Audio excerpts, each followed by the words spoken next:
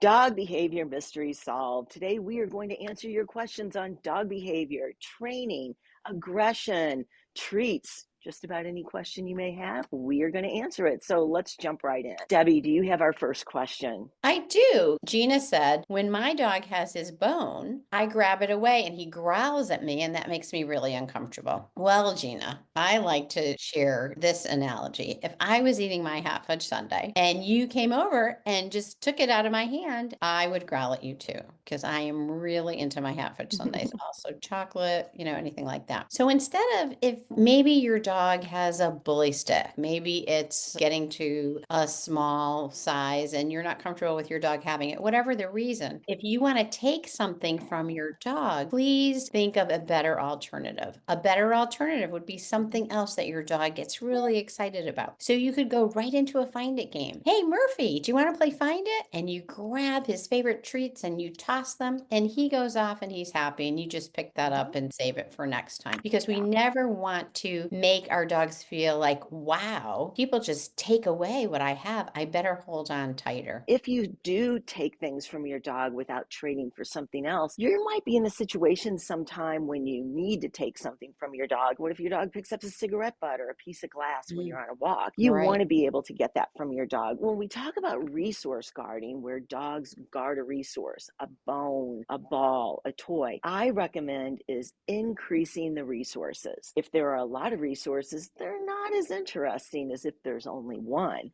So let them have a lot of those resources. So for instance, a bone.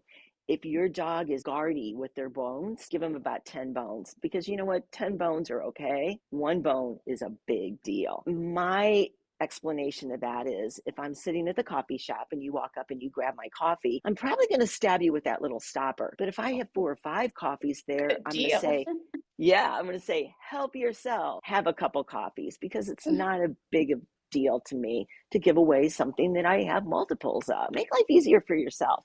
Increase the resources. Don't make a big deal if your dog has something. Don't always take things from your dog. Let Take them things. have it. What's your question? My question comes from Karen. And she has a dog named Skipper, a little Skipper key. If you all aren't familiar with them, I'll put a picture here for you. And I believe they used to take them on ships, which is kind of a cool little piece of history. But Skipper doesn't want to eat. Skipper is about 8 months old, and she cannot find any food that Skipper likes. So in these Mm. cases, what do you do, Debbie? I search to find something that my dog really likes. Sometimes people get into this rut where they feel like they only should use this kibble in the grocery store. Mhm. Um, so we want to think about variety for our dogs. We would get really tired if all we ate every day was oatmeal, right? Mhm. Variety is good. It's good for the gut. I would bring in different foods to try. And honestly, when I make myself an egg, I make my dogs an egg too. What Mhm. about you, Yeah, my dogs get lots of vegetables. Every evening, I actually cook for my dogs and any Jude? dogs that are visiting. So they might get roasted sweet potatoes, they might get green beans, carrots, whatever I'm cooking, I just make extra for them, minus the seasoning. But if I see a dog that doesn't want to eat, there's a couple of flags that come up. First of all, this dog's 8 months old. At 8 months, they're working on getting those teeth in the very back. Maybe the dog is just has some sore gums at that point. I would absolutely run to the vet at some point in time and just take them to the vet and say, hey, can you check out what's going on with my dog? Another thing that happens is if they go too long without food, they can get acid reflux, just like people. So maybe you want to start with little small meals for your puppy. And the other thing I would do is make sure you give a snack before bedtime, because between dinner, a lot of cases that's 5 or 6 p.m. at night and 5 or 6 p.m. in the morning for breakfast. That's a long time, and there you can have some stomach issues. But something else I would look at with this dog is what is what else is going on in the gums? Are you feeding a kibble? Is a kibble just too hard for their teeth? Is it bothering their gums? Maybe you want to go to a wet food, or maybe you want to even get some broth and put it on the kibble. Let that soak in a little bit and be a little Great stuff. more soft. Yeah, And I want to yeah. reiterate what you just said, because with any behavior change at all, we want to go to our vet first to rule out any pain or anything Hmm. new that's come up for our dogs. Make sure they're okay. My next question let me see here. Joyce said, how do I get my dog to sit at every corner before we go out into the road for safety? As you know, I often talk about the fact that we don't want to ask our dogs to sit because we want to give our dogs agency. People feel like they have to micromanage their dog. And we Hey, don't, hey, Debbie, yes. let's back up. Can you explain what agency means in terms Yeah, of working sure. with your dog? Good idea. Agency is choice. It's a simple word. We all need to have it in our lives. Dogs are included. When you look at a hamster, they're deciding if you have a hamster to go through the tunnel or get on the wheel or, what am I going to do right now with my world? And we really want to give our dogs as much choice as possible.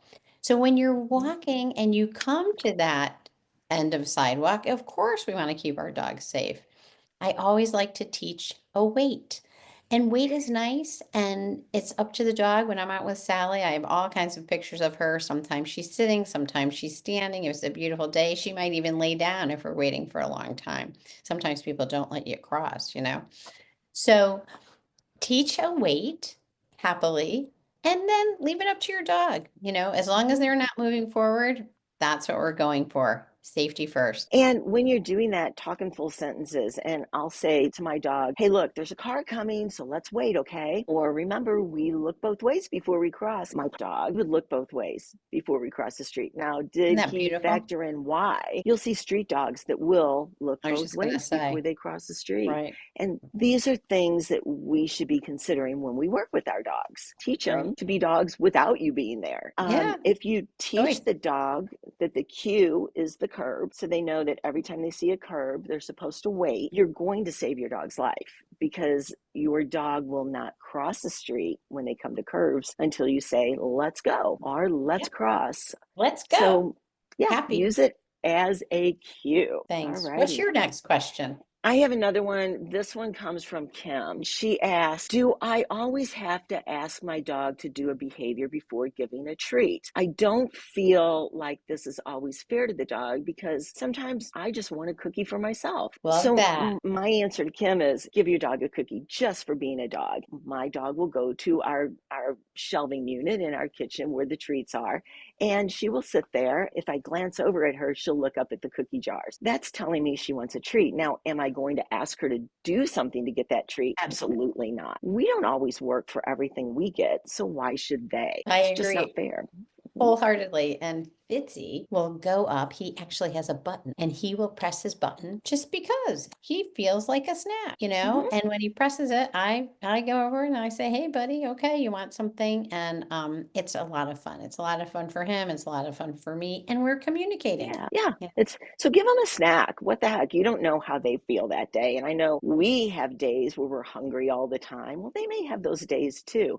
And also, depending on the activity that they have done that day, they may need a little extra foods. If I'm out with my dogs and they're doing a lot of swimming and a lot of hiking, they're going to get more food that day. Very good. Thanks, Jude. Good question. You Thanks, bet. Kim. My next question here, and my last one for today. Sean said, dinner time in my house is a problem. My dog, Murphy, always wants our food and stares at us. Well, that makes sense, right? Dogs have such an incredible nose. They smell everything.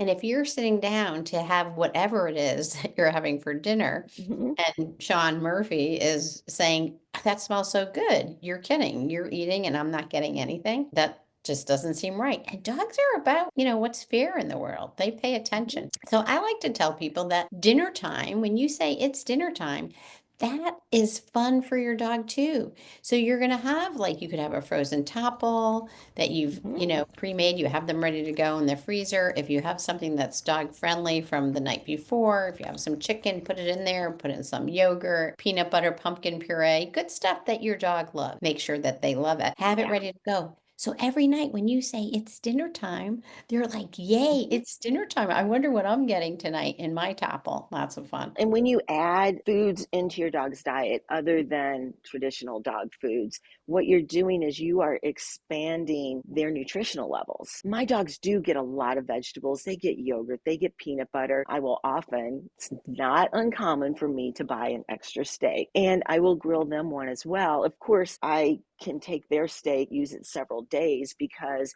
I'm only using a small portion. Why not increase their nutritional level and their nutritional options, we should And the say? excitement, right? In the Hmm. moment. Oh yeah, yeah, and you know what? If they're sitting at the table begging, if you put me outside an ice cream store and I really want an ice cream and I can only look in, I'm probably going to look as if I was begging too. A lot of times, your dog just needs something else. Give them that.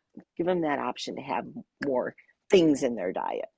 And don't Okay. we love to watch them having a good time? Yes, Oh we yeah, do. So do it, do it. absolutely, Oh, Judy, I can't wait to absolutely. hear your last question. Okay. Hi, my name is Kyle. I just got a new puppy. I heard I should put my puppy in the laundry room and he will just have to deal with being alone, but this does not feel comfortable to me.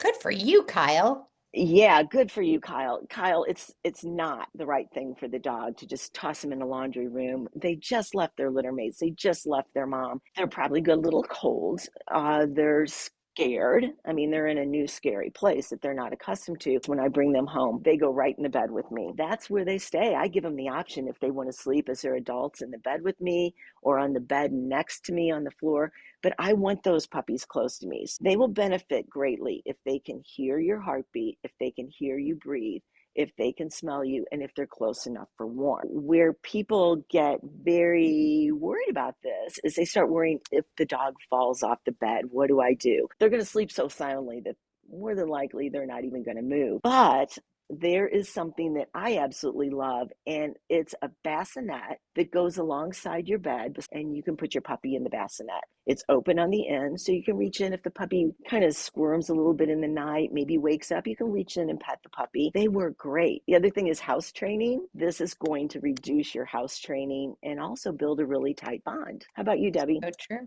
I am 100% behind you. I often tell a story, long, long ago. I brought him a puppy and had the crate. Everybody said good night, put him in there. He started to cry. It broke my heart. I got him out. I didn't let my babies, my human babies, cry either. And my husband said, I don't sleep with dogs. Well, anyways, long story short, Bub spent his life sleeping with us in our bed, and it was lovely. And now we have a sign that says, Yep, I sleep with dogs. Recommend Yep, it highly. Great for highly. us, great for them. It's talk about that oxytocin, Mhm. get it flowing. Now, I'm going to add something to that. If you're worried about accidents in the house or accidents on the bed, there are some beautiful potty pads. And I mean, really pretty. They look like a carpet or they look like a blanket. And you can just lay that down on your bed and put the puppy on top of it. But in my experience, we don't have accidents in the middle of the night because the puppy is sleeping so calmly and so silently through the whole Right. night. They're just, a very strong sleep, which is what we want them And to be able to they don't want to experience. go to the bathroom where they sleep. So No. more than you know, you're probably going to have a puppy that if they do have to go, they're going to wake you up and start to make their Yeah, noises and you're going to say, then you "Okay, run them let's go outside. down." So it's easy. It's easy. This was so much fun. So keep your questions coming, and we are happy to answer them for you. And Yeah, please don't do. forget to send us some pictures and even some videos of you and your dogs. So, Debbie, what is your email address? I'm at Debbie Sheridan, as you can see up here behind me, and then the number 4 dogs at gmail.com. You can reach me at Judy at understandingdogs.com and definitely send us your pictures, videos, and we will include them right here.